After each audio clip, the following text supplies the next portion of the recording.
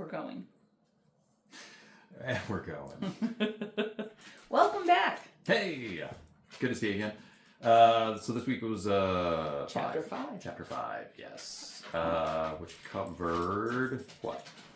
The RAS, Reticular Activating System. Yes. And the psycho-cybernetic mechanism. Nice. Nice.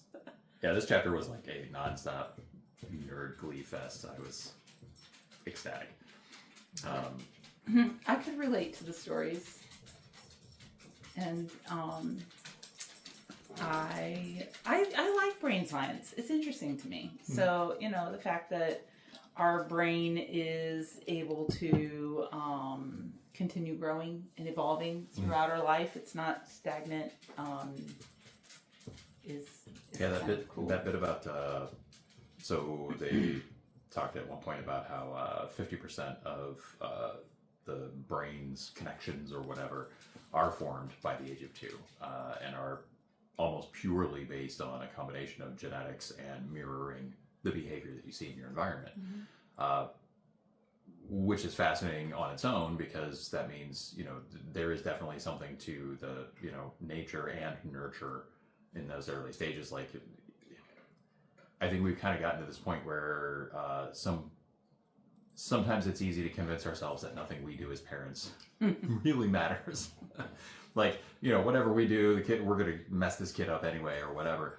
And it was really cool to read that, and I guess maybe a little bit scary too, depending on your perspective. That for the first 2 years, all of that child's development basically is based on not just the combination of both the parents' genetics, but is based on mirroring the behaviors they see. It's not based on what you teach them or what you consciously tell them. Oh, yeah. It's based on the activation of mirror neurons, which are just there to help you mimic behavior and action that you see in your environment. So that was a really cool thing to read, because we heard over and over again as we were raising our daughter that she's so well adjusted, she's so polite, she's so sweet, she's so kind, all this stuff. And we weren't 100% sure what we were doing right or wrong, honestly. It was our first kid, and our only kid. So when you have that much guesswork going on, when you hear stuff like that from other people, obviously you want to feel good about it, but it's easy to convince yourself that, like, oh, this kid would have been like this anyway. We just got lucky. We just lucked into a really great kid. And I still think we did, but clearly there's from a neuroscience standpoint, there's something to the behaviors we were exhibiting for her, the kinds of people that we were letting her be around in those first couple of years and stuff. I'm sorry, like she's so Are distracting. you serious? She is so distracting. Can you not? Dude, read the room. We're busy. There's like a whole... Do you see that? There's We're a whole recording. thing going on. I know, but she's like, you It's read The your Answer by John Asseroff and Murray Smith. Back it up. Back it Honestly. up. Back it up. Go No lay respect. down. Go lay Yeah. down. Come on, go lay You're down. adorable. Later.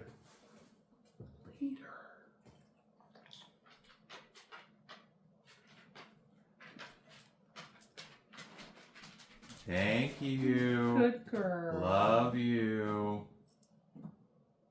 Okay. All right. And we're back. And we're back. So, what's the opposite of a sponsor? For that brief word from our... What's the thing that just sucks revenue from a show? Interrupting cow. Interrupting cow. All right. Moo. So that was cool, but then also the other side of that is that 50% of your brain patterning essentially is actually continuously updating and changing and building and continuing to grow as you grow as a person, and are based on your choices and your environment and things like that. So there's a lot of there we go. The introduction of the phrase neuroplasticity. Neuroplasticity. The ability of the brain to change, essentially. I can't wait till we get to chapter 7, which was They keep teasing that I out, know, man. They chapter keep bringing 7. it up. Where they will actually talk to us about the like meat and potato of how to, Yes. you know. How to and what to do. The other things that were big in that chapter, so you mentioned the reciprocal activating system, which is the reticular, thank you, reticular activating system. Thank you. I always get that wrong. Just say RAS. It's Yeah, so much the easier. RAS, the old RAS, you know what I'm saying? But that was like one of the most impactful things that I took away from this book the first time, was the fact that there is something biologically built to keep me from being overwhelmed by my senses every single moment of my life. And that thing could be sabotaging me from achieving anything that I want to be achieving simply because I'm essentially phrasing my requests wrong. Yeah.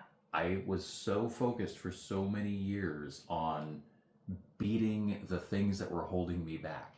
I know, but escaping then you're just the circumstances that I was more, that I was in. Yeah, exactly.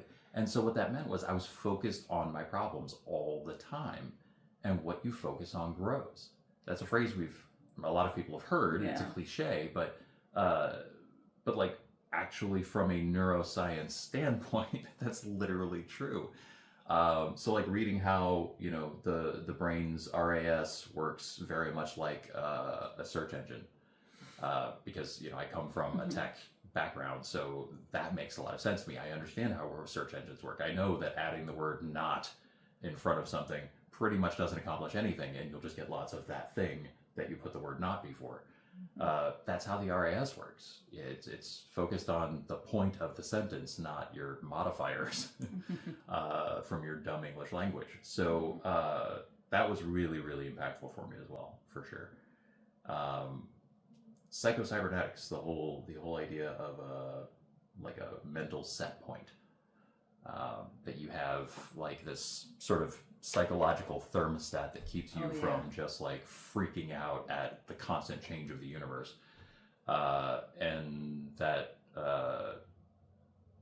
you have this definition for what you are and what your life is and all of this, and that without addressing that set point internally, that autopilot like they described, you'll continuously course correct back to autopilot. Where you were. Yeah. Any amount of change that you make is only ever going to be temporary until you address that. I think we've seen that in our life too. Oh my gosh, we've lived that in our life. Are you kidding? I can't tell you how many times or at least I've said, "Oh, we're in this cycle again. We got to break out of it," or whatever it is, and so then we do for a little while, and then we're back in the cycle, and that's totally because of the set point and. Yep. We've gotten very good at making change. Yes. Keeping change. It's so difficult. The great challenge of our lives. again, looking forward to chapter 7, so that I can chapter 7, dog. keep the change. So chapter 7. We got one more. They keep throwing it out there. Yeah. In chapter 7, you'll learn how to blah blah blah blah blah blah. And I'm like, get to chapter 7 then. Yeah. But this is good. The background is important. It right? is important. Yeah. You have to understand how it works and why it works before you're willing to give it a shot that actually works. Yeah. So, Yeah. sweet. Okay. Well, that is chapter 5, we said? Yes. Chapter 5. All right. So we got one more pre-chapter 7 chapter. Chapter 6 is next. I'm going to try not to treat it like the last thing standing between me and chapter 7. Okay. Good. Please. Otherwise, chapter 8 is going to be just a right disappointment. Seriously.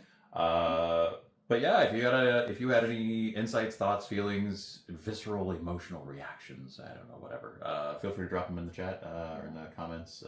Shoot us a message on Facebook or wherever. Leave them in the comments below if you're on YouTube. And yeah, like, subscribe, all that stuff. And hopefully we will see you guys next week for chapter 6, which is what? What is the chapter 6? Your dream business. Your dream business. Cool. We've been like crystallizing. Crystallizing. Yeah. That's a good word to use. Crystallizing. A word's good. Yeah. A word's real good. Okay. Thanks, Lily, for all that background noise. Super helpful. Yeah. That's gonna be an editing nightmare. Thank you. Okay, yeah, we're done. You're the We're best. done. Okay. Welcome back. Yes. We love you guys. We'll see you soon. Bye.